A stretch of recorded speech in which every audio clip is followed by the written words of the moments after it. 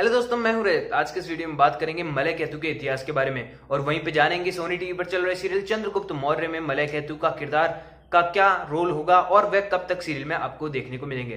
दोस्तों बता दूं कि मलय केतु का इतिहास काफी ज्यादा रोचक है क्योंकि इसमें अलग अलग तथ्य सुनने को मिलते हैं, अलग अलग कहानियां प्रचलित है मलय केतु को लेकर, लेकिन कोई स्पष्ट परिणाम नहीं। तो ऐसे में सीरियल में इसको काफी ज्यादा अलग तरीके से यूज किया जा सकता है स्टोरी लाइन में, क्योंकि मलय केतु को लेकर काफी सारी स्टोरी प्रचलित है। कहीं पे तो उन्हें चंद्रगुप्त का सहायक ताकार बताया जाता है और कहीं पे चंद्रगुप्त मौर्य का शत्रु, और कहीं पर धनानंद का शत्रु, और कहीं पर धनानंद का मित्र। तो आइए जानते हैं दोस्तों मलय केतु को लेकर कुछ अलग रोचक तथ्य हैं। दोस्तों पहला, विदेशी साहित्यकारों के अनुसार, इतिहासकारों के अनुसार ऐसा माना जाता है कि जब पौरव राष्ट्र में हाइडेपस के युद्ध के बाद पौरस की मृत्यु हो गई तो उसके बाद पौरव राष्ट्र के सिंहासन पर और कोई नहीं बल्कि राजा पोरस के पुत्र यानी मलय केतु बैठे थे। ये तो है विदेशी इतिहासकारों का मानना, लेकिन वहीं पे हिंदू इतिहासकार यानी भारतीय इतिहासकार इससे मना कर देते हैं कि ऐसा नहीं है, बल्कि उन्होंने राजा पोरस का पुत्र नहीं बताया है मलय केतु को। वहीं पे किसी अन्य राजा का पुत्र के तौर पर जाना जाता है भारतीय इतिहास में मलय केतु को,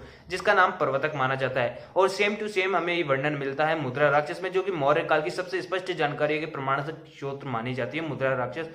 दोस्तों मुद्रा राक्षस में ऐसा बताया गया है कि राजा जो प्रवर्तक थे उनका पुत्र था मलय केतु, और उन्होंने धनानंद के खिलाफ चाणक्य से हाथ मिला लिया था, और प्रवर्तक के द्वारा चाणक्य से हाथ मिलाने के बाद मलय केतु ने भी उनकी काफी ज्यादा सहायता की धनानंद के खिलाफ। तो ऐसे में दोस्तों स्टोरी लाइन में एक जगह तो धनानंद के विरुद्ध यानी चंद्रगुप्त की सहायता के रोल में दिखाया जा सकता है मलय केतु को, और वहीं पे दूसरी तरफ दिखाया जा सकता है एक विलेन के तौर पर यानी चंद्रगुप्त मौर्य के विरुद्ध। दोस्तों चंद्र नंदनी अगर आपने सीरियल देखा है तो सीरियल चंद्र नंदनी में मलय केतु को एक नेगेटिव रोल में दिखाया गया था, बल्कि विलेन के तौर पर दिखाया गया था। दोस्तों बता दूं कि जो सीरियल चंद्र नंदनी था वह एक नाटक पर आधारित था, जो मौर्य काल का एक नाटक है, विशाख दत्त द्वारा रचा गया था, जिसमें मलय केतु को शत्रु बताया गया था चंद्रगुप्त मौर्य का, और सेम टू सेम हमने देखा सीरियल चंद्र नंदनी में।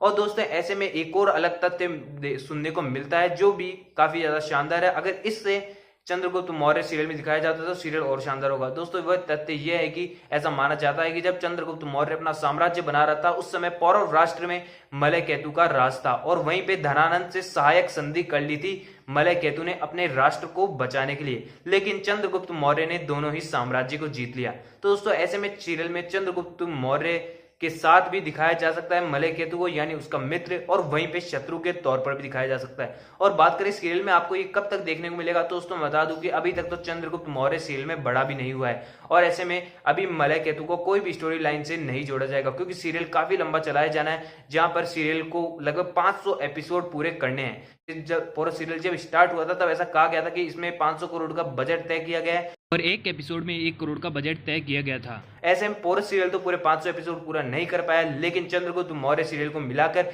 इसे शायद 500 एपिसोड पूरे किया जाए और 500 करोड़ का सीरियल ये पूरी तरह बनाया जाएगा। तो दोस्तों ऐसे में मलय केतु को आने में अभी सीरियल में काफी ज्यादा समय लगेगा।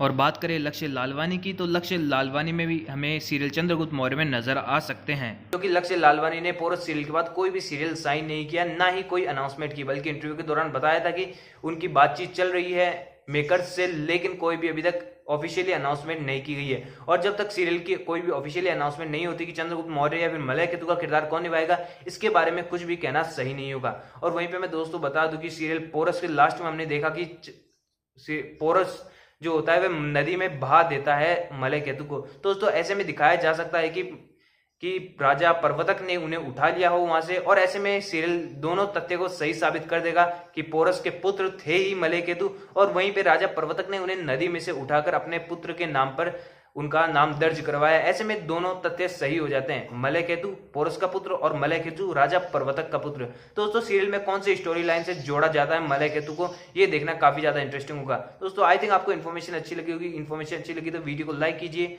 और चैनल को सब्सक्राइब कीजिए, और कमेंट में ये जरूर बताइए कि आप चंद्रगुप्त मौर्य के रोल में कौन से एक्टर को देखना चाहते हैं, और लक्ष्य लालवानी आपको क्या लगता है मलय केतु का किरदार निभाने के लिए तैयार होंगे सीरियल के अंदर, क्योंकि मलय केतु का किरदार नेगेटिव भी हो सकता है और चंद्रगुप्त के सहायक भी हो सकता है। तो ऐसे में लक्ष्य लालवानी का कोई अहम किरदार तो नहीं होगा। अगर वे लक्ष्य लालवानी मलय केतु का किरदार निभाते हैं तो देखना इंटरेस्टिंग होगा कि लक्षित लालवानी कौन से किरदार में नजर आते हैं, सीरियल चंद्रगुप्त मौर्य में नजर आएंगे या फिर नहीं। दोस्तों वीडियो लाइक कीजिए, चैनल सब्सक्राइब कीजिए और बेल आइकन दबाना ना भूलें।